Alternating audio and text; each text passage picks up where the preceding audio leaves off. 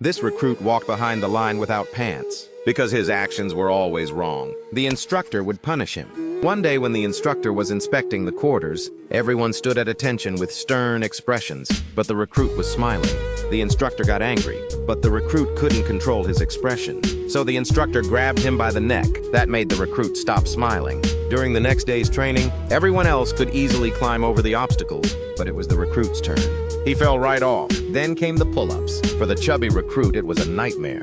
He couldn't do a single one. And to make matters worse, the recruit was afraid of heights. To turn him into a qualified soldier, the instructor ordered Jack to help him. Jack patiently taught the recruit how to tie his shoelaces and how to keep his quarters in order. With Jack's help, the recruit adapted to the military camp. The two became good friends. That night, the instructor came for a surprise inspection. He found that the recruit's box unlocked. The instructor scolded him. He then opened the box. Inside, he found a donut. But instead of punishing the recruit, he ordered the other soldiers to do 1,000 push-ups. So everyone came to hate this recruit. In the middle of the night, the soldiers quietly approached the recruit's bed.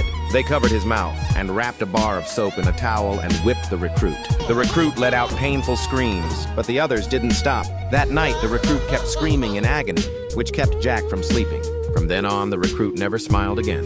His eyes were filled with a cold, murderous look. In the following training sessions, the recruit worked 10 times harder than before. All his movements were crisp and precise. He scored the highest in marksmanship training.